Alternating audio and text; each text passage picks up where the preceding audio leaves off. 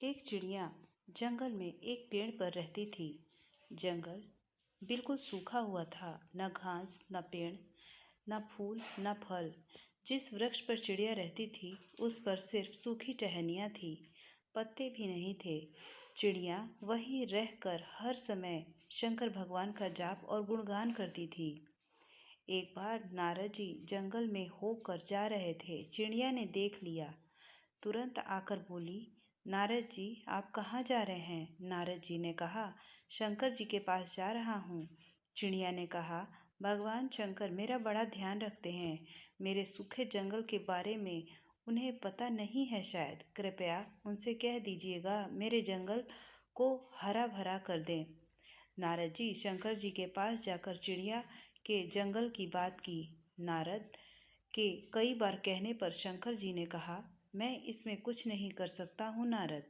चिड़िया के भाग्य में 7 जन्म ऐसे ही सूखे जंगल में रहना लिखा है। नारद जी कुछ नहीं बोले। कुछ समय बाद नारद जी फिर वहाँ से निकले तो देखा जंगल बिल्कुल बदला हुआ था। जंगल हरा भरा, हरी घास, फूल फल लदे हुए थे। चिड़िया का पेड़ फूलों और फलों से लदा हुआ था। चिड़िया भी प्रेम मग्न होकर पेड़ पर नाच रही थी। नारद जी ने सोचा, शंकर जी ने मुझसे झूठ बोला। नारद जी ने शंकर जी से जंगल के हरे भरे और चिड़िया के बारे में पूछा तो शंकर जी ने कहा, मैंने चिड़िया को कुछ भी नहीं दिया, फिर भी मेरा गुणगान करती रहती है। उसकी भक्ति, विश्वास और प्रेम की वजह से मुझे 7 जन्म काट कर सब चिड़िया को देना पड़ा। ऐसे दयालु हैं हमारे भोलेनाथ। भक्ति में शक्ति होती है। अगर आप अपने आराध्य के प्रति समर्पित हैं तो आपका कोई भी काम नहीं रुक सकता। यहाँ तक कि भाग्य में खराब लिखा है तो भी वह अच्छा हो जाएगा। कहा जाता है भगवान शिव ही अकेले ऐसे देव हैं जिन्हें प्रसन्न करना बहुत आसान है। भोलेनाथ भक्तों की भक्ति और श्रद्धा को देखकर उन्हें मनचाहा वरदान देते हैं। भगवान शिव को खुश करने के लिए उनके निमित्त व्रत और पूजा तो की ही जाती है। उसके साथ साथ कुछ सरल उपाय भी कर लिए जाएं तो शिव जी की कृपा जल्दी ही मिल जाती है।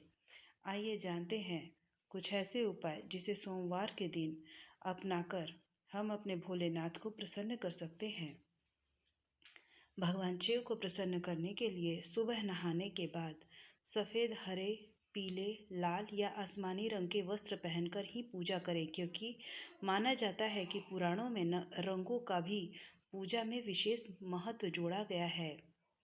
जिन जातकों को मेंटल स्ट्रेस अथवा किसी भी तरह की परेशानी रहती है, उन्हें सोमवार के दिन सफ़ेद वस्तुओं का दान करना चाहिए।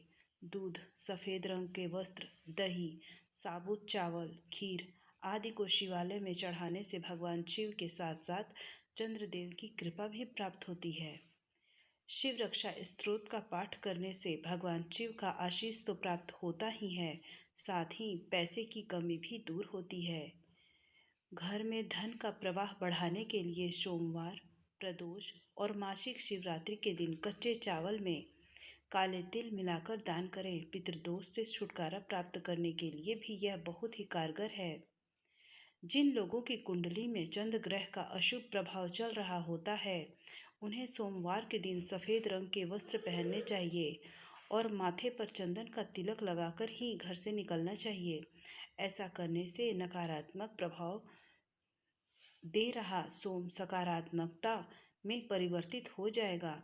सोमवार के दिन भगवान शिव को अक्षत, चंदन, धतूरा, दूध, गंगा जल और बेलपत्र से पूजा करनी चाहिए। ऐसा करने से हजारों समस्याएं पल भर में दूर हो जाती हैं।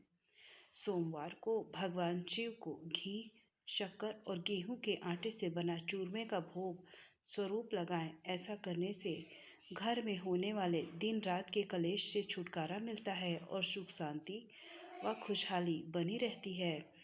दोस्तों, उम्मीद है आपको हमारी ये जानकारी अच्छी लगी हो, तो कृपया हमारे चैनल को एक लाइक और एक सब्सक्राइब अवश्य ही करिएगा। धन्यवाद।